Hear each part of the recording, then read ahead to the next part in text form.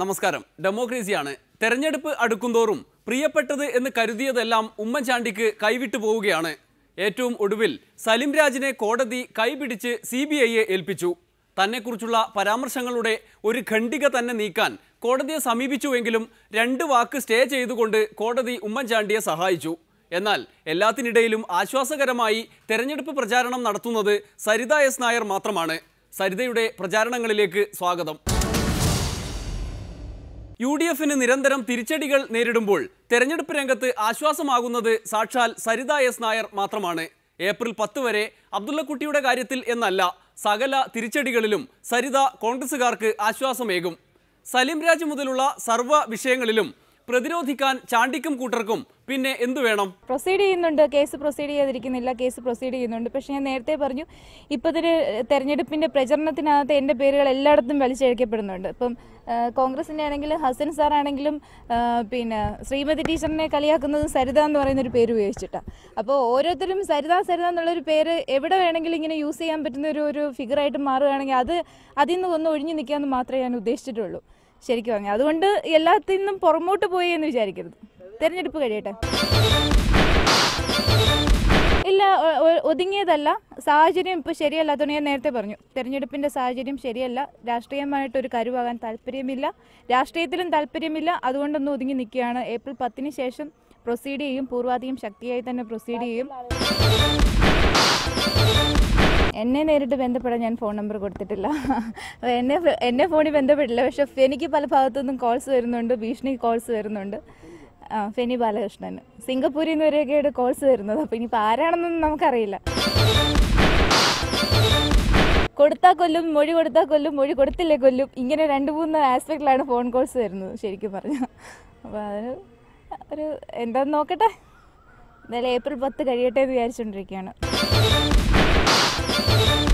പോയ ഫ്ലാറ്റ്, പോയ room number, അതുപോലെ എല്ലാ ഡീറ്റെയിൽസും ആ കൊച്ചെഴുതി വെച്ചിട്ടുണ്ട്. അതുകൂടാതെ ഒളിക്യാമറയിൽ എടുത്തു വയ്ക്കുക വരെ ചെയ്തിട്ടുണ്ടെന്ന് പറഞ്ഞു. ഈ ഒളിക്യാമറയിൽ വരെ എടുത്തു വെച്ചിട്ടുണ്ടെന്ന് പറഞ്ഞ് ഇനി ഇത് ആളുകൾ തിരക്കി ചെല്ലാൻ, അകത്ത് കിടക്കുമ്പോഴും കാശ്, പുറത്ത് കിടക്കുമ്പോഴും കാശ് ഉണ്ടാക്കാനുള്ള ഒരു അടവ് നയമാണോ ഇല്ലെന്ന് എനിക്കറിയില്ല. ഇമാതിരി സാമുദായിക നേതാക്കളാണ് സരിതയെ നിരന്തരം കുഴപ്പത്തിലാക്കുന്നത്. സുകുമാരൻ നായരുടെ സഖ്യം ഉണ്ടായാലും ഇല്ലെങ്കിലും വെള്ളാപ്പള്ളിക്ക് സരിതയുടെ കാര്യത്തിൽ ഒരു പ്രത്യേക താല്പര്യമാണ്. KC വേണുഗോപാലിനെ ബന്ധപ്പെടുത്തി സരിതയെക്കുറിച്ച് അപരാധം പറഞ്ഞുകൊണ്ടേയിരിക്കും. കണ്ണിൽ ചോരയില്ലാതെ എന്തൊക്കെയാണ് വിളിച്ചു പറഞ്ഞത്. ഇരിക്കുന്ന മന്ത്രിമാരിൽ മഹാപുരുഷം 3-4 പേരൊഴിച്ചാൽ ഇവരെല്ലാവരും പല രീതിയിലുള്ള ബന്ധങ്ങൾ സരിതയായിട്ടുണ്ടായിട്ടുണ്ട്. മണിയിലണ്ടി ഇടപാടുണ്ടായിട്ടുണ്ട്, ശാരീരിക ബന്ധങ്ങൾ ഉണ്ടായിട്ടുള്ളവരുണ്ട്. അങ്ങനെ പല ഇടപാട് നടത്തുന്ന മന്ത്രിമാർ മാത്രമല്ല, പുറത്തുള്ള പല രാഷ്ട്രീയക്കാരും ഉണ്ട്, സെൻട്രലുള്ള മിനിസ്റ്റർമാരുണ്ട്. അപ്പോൾ ഇടയ്ക്ക് ഞാൻ ചോദിച്ച്, ഞങ്ങളുടെ MP ഇവിടെ ഉണ്ടോ എന്ന് ചോദിച്ചു. അപ്പോൾ ഞങ്ങളുടെ MP മന്ത്രിയാണല്ലോ, അദ്ദേഹം ഇതിനകത്ത് പ്രധാന കഥാപാത്രമാണ്. ഈ കാര്യത്തിൽ നിയമപരമായിട്ടുള്ള എല്ലാ നടപടികളും സ്വീകരിക്കാൻ ഞാൻ തീരുമാനിച്ചിരിക്കുകയാണ്. നിയമത്തിൻ്റെ ഏതറ്റം വരെയും പോയി ഇത്തരം കള്ളപ്രചരണം നടത്തിയ ബഹുമാനായ വ്യക്തിക്കിടെ തനിതരം തുറന്നു കാട്ടുന്നതിന് വീട്ടിലെ നടപടികളുമായി ഞാൻ മുന്നോട്ട് പോകും. എന്നാൽ വേണുഗോപാൽ നിയമ നടപടികളൊന്നും സ്വീകരിച്ചില്ല. സരിതയുമായുള്ള ബന്ധത്തിന്റെ തെളിവാണ് ഇത് എന്ന് വെള്ളാപ്പള്ളി വ്യാഖ്യാനിച്ചു. ആലപ്പുഴയിൽ വീണ്ടും സ്ഥാനാർത്ഥിയായി എത്തിയതോടെ പഴയ കഥകൾ വെള്ളാപ്പള്ളി ആവർത്തിച്ചു. എന്നാൽ വേണുഗോപാലിന് വേണ്ടി രംഗത്തുള്ള പ്രധാന പ്രചാരക സരിത വെറുതെ വിടുമോ? വെള്ളാപ്പള്ളിയുടെ മകൻ തുഷാർ വെള്ളാപ്പള്ളിയുമായുള്ള പഴയ ബന്ധം തെളിവ് സഹിതം പുറത്തുവിടാനാണത്രേ പരിപാടി. ഇന്നലെ വെള്ളാപ്പള്ളി സർ കുറെ കമന്റ്സ് പറയുന്നുണ്ട്. ഇപ്പം അനാവശ്യമായിട്ട് എപ്പോഴും പുള്ളി യൂസ് ചെയ്യുന്ന ഒരു പേരായിട്ട് മാറിയിരിക്കുക സരിത എന്ന് പറയുന്നത്. സാമ്പത്തികമായി ഉപയോഗിച്ചെന്ന് പറയുന്നത് ശാരീരികമായി ഉപയോഗിച്ചെന്നും ഇതിന് വളരെ പ്രയോജനങ്ങൾ ചെയ്തു കൊടുക്കാമെന്നും വാക്കുകൊടുത്തിരുന്നു. ഇപ്പൊ രാഷ്ട്രീയത്തിലെ സാമുദായിക നേതാക്കൾക്ക് ഇടപെടരുതെന്നൊന്നും പറയാനുള്ള ഇതൊന്നും എനിക്കില്ല. പക്ഷെ എന്നാലും എന്റെ പേര് വലിച്ചഴിക്കരുതെന്ന് പറയാൻ എനിക്ക് അവകാശമുണ്ട് എന്നാണ് എന്റെ വിശ്വാസം. കേസ് വേണുഗോപാലിന്റെ അവിടെ അതിൽ നല്ല 1ാം നമ്പരായിട്ട് അയാൾ പറഞ്ഞു. കേസ് വേണുഗോപാൽ അതിനകത്ത് ഒരുപാട് IAS IPS കളി കളിച്ചിട്ടുണ്ട്. എന്റെ പേര് പറയുകയാണ്. ഇനിയും വെള്ളാപ്പള്ളി സാർ അതുമായിട്ട് മുമ്പോട്ട് പോവുകയാണെന്നുണ്ടെങ്കിൽ യഥാർത്ഥത്തിൽ ടീം സോളാറുമായിട്ട് ബന്ധപ്പെട്ട് പ്രവർത്തനം നടത്തിയത് അദ്ദേഹത്തിന്റെ ആരാണെന്ന് എനിക്ക് പറയേണ്ടി വരും. സൂപ്പർ കളി കളിച്ചതിൽ സൂപ്പർ താരമാണ്. അദ്ദേഹത്തിന് അറിയണമെന്ന് അദ്ദേഹത്തിന് അറിയാലോ. ഇനി എൻ്റെ പേര് യൂസ് ചെയ്യട്ടെ. ഇനി എവിടെയെങ്കിലും എൻ്റെ പേര് ആരെങ്കിലും ചേർത്തോ അനാവശ്യമായോ വലിച്ചിഴക്കുകയാണെന്നുണ്ടെങ്കിൽ ടീം സോളാറുമായിട്ട് യഥാർത്ഥത്തിൽ ബന്ധപ്പെട്ടത് ആരാണ്, അതിനുള്ള തെളിവുകൾ എന്താണ് എന്നുള്ളത് ഞാൻ വിളിച്ചു പറയേണ്ടി വരും. ഡൽഹി കൊണ്ടുപോവുകയും പലവിടെ താമസിപ്പിക്കുകയും അവിടെ എല്ലാം പല വിധത്തിൽ തുഷാർ ഉൾപ്പെടും. വെച്ചു ഒരു പൂമാല ഇടാൻ തയ്യാറാണ്. തുഷാർ ഉൾപ്പെടും. തുഷാറിന് യാതൊരു ബന്ധമില്ല എന്ന് പറയുന്നതിൽ തിരിച്ചടിക്കേണ്ടി വരും. അപ്പൊ അങ്ങനെയുള്ള വിഷയം ഞാൻ പറയുന്നത് വെള്ളാപ്പള്ളി സാറിന്റെ കാര്യമാണ്. അപ്പൊ അതിന്റെ മാത്രമുള്ള കാര്യങ്ങൾ ചോദിക്കാം. ഉപയോഗപ്പെടുത്തുകയും ഒരുപാട് പ്രലോഭനങ്ങൾ കൊടുക്കുകയും എന്നിട്ട് അത് വേണ്ടത്ര സാധിച്ചു കൊടുത്തില്ല. അതെ, അതിനുള്ളത് ഇതേ എനിക്ക് ഉള്ളൂ. കാര്യം അതിന്റെ തന്നെ ഓരോ പ്രശ്നങ്ങൾ ഞാൻ അഭിമുഖീകരിച്ചോണ്ടിരിക്കുകയല്ലേ. എല്ലാം ഞാനൊരു സ്ത്രീ താങ്ങണ്ടേ, കുറേശ്ശായിട്ട് താങ്ങാന്ന് വിചാരിച്ചു.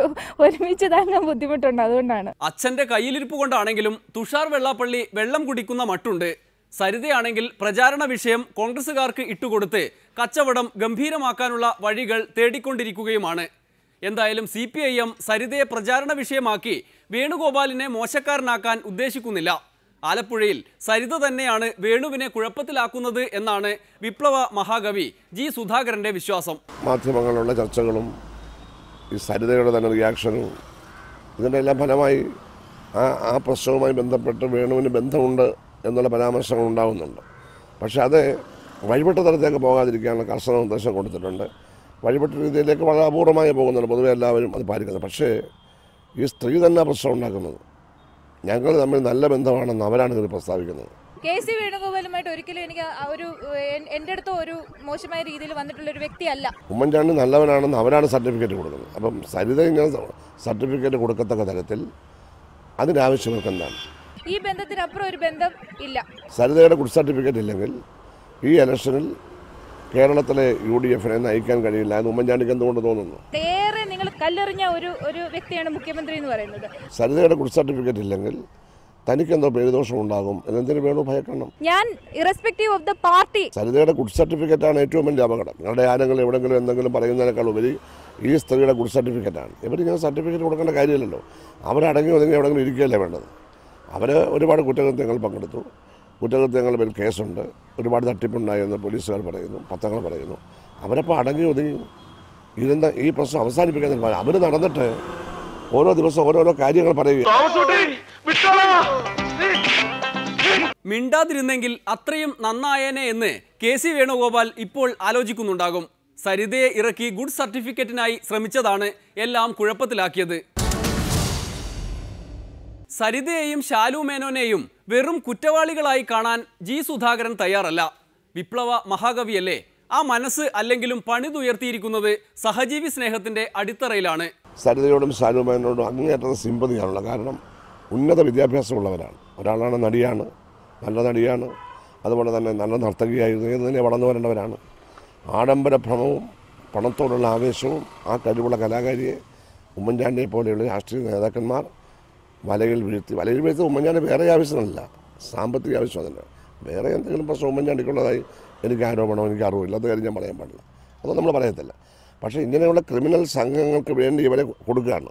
കൂടെ ആളെ നിർത്താൻ വേണ്ടി ക്രിമിനൽ സംഘങ്ങൾക്ക് വേണ്ടി ഇങ്ങനെയുള്ള കഴിവുള്ള സ്ത്രീകളെ ആകർഷിച്ച് കൊടുത്തിട്ട് അവരെ ക്രിമിനലാക്കുകയാണ്. അതുപോലെ തന്നെ ഇവർ MBA-കാരിയാണെന്നാണ് ഞാൻ മനസ്സിലാക്കുന്നത്. സരിത സംസാരമൊക്കെ തന്മേ നല്ല കള്ളം പറയുമ്പോഴും നല്ല മനോഹരമായി പറയാനും നല്ലപോലെ സംസാരിക്കാനും നല്ല കഴിവുള്ളൊരു സ്ത്രീ. ആ ബിസിനസ് മാനേജ്മെൻ്റ് എന്നുള്ളത് അവർ ശരിയായി ഉപയോഗിച്ചിരുന്നെങ്കിൽ അവർ വലിയ ബിസിനസ് എക്സിക്യൂട്ട് ചെയ്യാൻ ഒരു കള്ളത്തരവും കാണിക്കേണ്ട. അങ്ങനെയൊക്കെ നമ്മുടെ കഴിവുള്ള സ്ത്രീകളെ, കലാകാരികളെ, ഡാൻസർമാരെ, അതുപോലെ തന്നെ ബിസിനസ് എക്സിക്യൂട്ടീവുകളെ, കഴിവുള്ള നമ്മുടെ സ്ത്രീകളെ എന്തുകൊണ്ട് ക്രിമിനലാക്കുന്നത്? ഉമ്മൻചാണ്ടി ക്രിമിനലാക്കുകയാണ്. ആ ഉമ്മൻചാണ്ടിക്ക് മുഖ്യമന്ത്രി സ്ഥാനത്ത് ഇരുന്നാൽ നമ്മുടെ ഈ കേരളത്തിൻ്റെ ഗതി എന്താ? പഴയ ഉമ്മൻചാണ്ടി മരിച്ചു. ഏറ്റവും കൂടുതൽ നിങ്ങൾ ഹോണ്ട് ചെയ്ത് എൻ്റെ പേരുമായി ഹോണ്ട് ചെയ്ത് മറ്റ് രാഷ്ട്രീയ പാർട്ടികൾ മുതലെടുത്തൊരു വ്യക്തിയാണ് മുഖ്യമന്ത്രി. പഴയ ഉമ്മൻചാണ്ടി മരിച്ചു. ഇത് പുതിയ ഉമ്മൻചാണ്ടിയാണ് ഈ ഗവൺമെൻറ്റിൽ. അതൊരു പുതിയ അവതാരമാണ്. ആ അവതാരം കോൺഗ്രസിനെ നശിപ്പിക്കുന്നു. അദ്ദേഹത്തിൻ്റെ ഇതുവരെ കിട്ടിയ യശസ്സിനെ നശിപ്പിച്ചു, കേരളത്തെ നശിപ്പിച്ചു. നമ്മുടെ സാമൂഹിക ജീവിതത്തിൻ്റെ ഒരു ദുരന്തമായി ഉമ്മൻചാണ്ടിയുടെ ഈ സ്ഥാനം തുടർന്ന് മാറിക്കൊണ്ടേയിരിക്കുകയാണ്. അതുകൊണ്ട് അവർ ഭയപ്പെടുന്നത് എന്തിനാണെന്ന് അവരോട് തന്നെ ചോദിക്കണം. ഭയപ്പെടുന്നുള്ള യാഥാർത്ഥ്യമാണ്. ഇപ്പോൾ കേരളം ഭരിക്കുന്നത് ഉമ്മൻചാണ്ടിയുടെ പ്രേതമാണെന്നാണ് സുധാകരൻ പറഞ്ഞു വരുന്നത്. എന്തായാലും ഉമ്മൻചാണ്ടിയുടെ അനാസ്ഥ കൊണ്ട് സംസ്ഥാനത്താകെ സാമ്പത്തിക പ്രതിസന്ധിയാണെന്ന് വാർത്തകൾ വരുന്നുണ്ട്. സർക്കാരിൻ്റെ കയ്യിൽ 5 പൈസയില്ല. ഈ പ്രതിസന്ധി പരിഹരിക്കാൻ കഴിയുന്നത് 2 പേർക്കാണത്രേ. സരിതയ്ക്കും സലിം രാജിനും. ഓരോ മന്ത്രിമാർക്കും വേണ്ടി വക്കാലത്ത് പറയാൻ സരിത ഇറങ്ങിയിരിക്കുകയാണ്. UDF-ൻ്റെയൊക്കെ ഓഫീസിൽ ആദ്യം കിട്ടുന്ന ഫണ്ടിൻ്റെ വിഹിതം തന്നെ സരിതയുടെ അക്കൗണ്ടിലേക്ക് അടയ്ക്കാനാണ് മുകളിൽ നിന്ന് നിർദ്ദേശം വന്നിട്ടുള്ളതെന്ന്. ഇപ്പോൾ ട്രഷറിയൊക്കെ കാലിയാകുകയല്ലേ. ഇനിയിപ്പോൾ ആകെ 4 കാശുള്ളത് സരിതയുടെ കയ്യിലും സലിം രാജിൻ്റെ കയ്യിലേ ഉള്ളൂ വായ്പ എടുക്കാൻ. അല്ല, ക്ഷേമനിധിയിൽ നിന്നൊന്നും ഇപ്പോൾ എടുക്കാനില്ല. അതുകൊണ്ട് അവർക്ക് മാത്രമാണ് ഇപ്പോൾ പണമുള്ളത്. വേറെ ആരുടെയും കയ്യിൽ ഒന്നുമില്ലാത്ത ഒരവസ്ഥയാണ് നമ്മുടെ നാട്ടിൽ നിന്നും ഉണ്ടായിരിക്കുന്നത്. പ്രതിസന്ധി പരിഹാരത്തിന് ആ വഴിയും ഒന്ന് തേടാവുന്നതാണ്. അങ്ങനെയാകുമ്പോൾ തെരഞ്ഞെടുപ്പ് കാലത്ത് സർക്കാർ ഉദ്യോഗസ്ഥരുടെ ശമ്പളം മുടങ്ങാതെ നോക്കുകയുമാകാം. ഇനിയൊരു ഇടവേളയാണ്. അത് കഴിഞ്ഞ് തെരഞ്ഞെടുപ്പ് അവലോകനം. ഒരു വിവരവും വെള്ളിയാഴ്ച ഇല്ലാത്ത ഒരു മന്ത്രിയാണ് ഈ KC ജോസഫ്. മുഖ്യമന്ത്രി ഉമ്മൻചാണ്ടിയുടെ ഒരു കുലിത്തല്ലുകാരനായ മന്ത്രിയെ പറ്റിയാണ് പറയാനുള്ളത്. ഞാൻ സരിത ഞാൻ കണ്ടിട്ടില്ല.